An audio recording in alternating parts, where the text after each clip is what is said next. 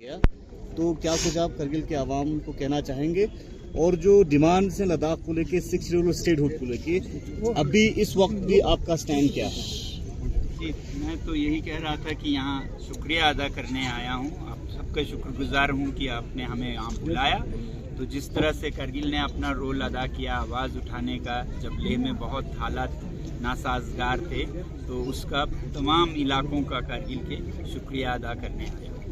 तो जैसा मैंने पहले भी कहा है कि हमारी जो जद्दोजहद है, मुहिम है, वो 6 शेड्यूल में तहफ़्फ़ुज़ात और फिर स्टेटहुड जो कि जमहूरी हकूक़ की हैं, तो ये बिल्कुल जायज़ मांगे हैं, आइन के अंदर हैं। मगर मैं हमेशा ये कहता हूँ कि पिछले 5-6 सालों से हम इसी पर मुज़ाकरात कर रहे हैं और कुछ हल नहीं निकल रहा है, क्योंकि दूसरी तरफ से हम ये भी नहीं करेंगे, वो भी नहीं करेंगे, इस तरह का रुख अपनाए हुए हैं। तो ऐसे में हमें खुले दिमाग से, दिलदारी से मुज़ाकरात करने होंगे कि अगला ये ना कहे कि हम तो पूरा जीतेंगे, आप हारेंगे, और हम भी ये ना कहें कि हम ही जीतेंगे, आप हारेंगे। तो जिसे मिडिल पाथ कहते हैं, बीच का रास्ता या विन विन, मैं खुद ज़ाती तौर पर यही सोचता हूँ और मैंने बहुत लोगों से भी यही समझा है, लीडर्स से भी, कि मुज़ाकरात हैं तो उसमें हम पूरा अपना मांग ज़ोर शोर से रखेंगे, मगर ऐसी कोई मसाइल हो जो कि किसी सही वजह से मुश्किल हो, तो उसमें हम भी लचीलापन अपनाएं, मगर ये नहीं कि हम अपनाएं और दूसरी तरफ ना अपनाएं। तो इसलिए मैं हिंदुस्तान के सभी जो साफिर हैं उनसे ये कह रहा था कि हम तो इस तरह की सोच रख रहे हैं, क्योंकि हमें एक तरफ से पता है कि दूसरी तरफ का रुख कैसा है, मगर कल के मुज़ाकरात के बाद फिर अगर ऐसा ही हो कि हमारी कोई न हो और उनकी ही हो, तो फिर शायद गवाह होगा हिंदुस्तान कि आप क्यों नहीं ऐसा रुख अपना रहे हैं जैसे लद्दाख के लीडर्स ने। क्योंकि अभी तक ऐसा हिस्ट्री रहा कि लचीलापन इन मुद्दों पर सरकार की तरफ से कम रही है, नहीं के बराबर रही है। तो हम उम्मीद करते हैं कि ये जो सिलसिला है क्या कहेंगे, प्रोटेस्ट का, ये ना होकर एक खुशहाल फैसला हो, खुशनुमा फैसला हो, जिसके बाद हम खुशी से देश की तरक्की के लिए, जैसे राष्ट्र निर्माण कहते हैं, उसके लिए कदम बढ़ा सकें, और यही मैं उम्मीद करता हूँ।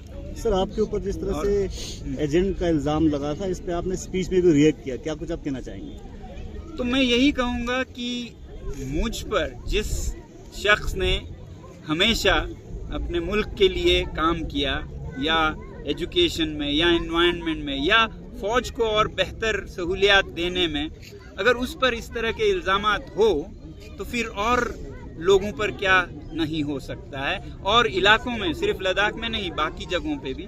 तो ऐसे इल्ज़ामात वैसे तो लगते रहे, उन्हें हम नकारते हैं। पिछले दिनों जो मैंने बिल्कुल वीडियो पर देखा, उससे मैं थोड़ा डिस्टर्ब हुआ कि ऐसा कोई कैसे कह सकता है, सबूत के साथ ऐसे लग रहे थे वो।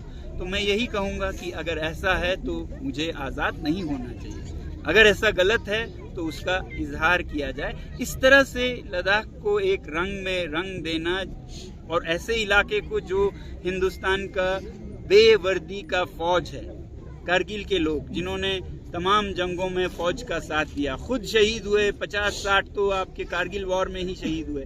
तो इस तरह के लोगों पर या लेह के लोगों पर ऐसे लगाना, ये अपने मुल्क के मुफाद में भी नहीं है, क्योंकि फिर लोगों में बहुत अलगाव या दूरियां, मैं कहूँगा अलगाव नहीं, दूरियां बन जाएंगी। तो ऐसे चीज़ों को, गलतियां हों भी तो दुरुस्त किया जाना चाहिए। जब वो कह रहे हैं, आप लोगों ने देखा होगा जो डिटेंशन का रेवोकेशन ऑर्डर है, उसमें यही कहा है कि हम ऐसा इसलिए कर रहे हैं कि एक साजगार माहौल बने, पॉजिटिव ट्रस्ट बिल्डिंग हो, और फिर मीनिंगफुल डायलॉग हो। तो हम इंतज़ार कर रहे हैं कि ऐसे ही हों।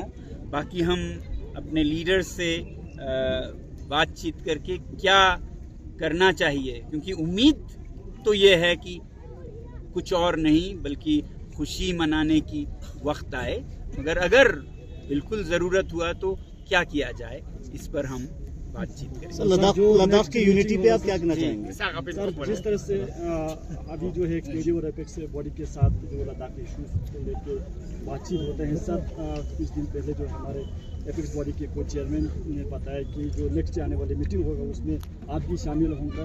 सर, ये कहाँ तक नहीं, मैं जो भी करता हूँ ज़रूरत देख के करता हूँ।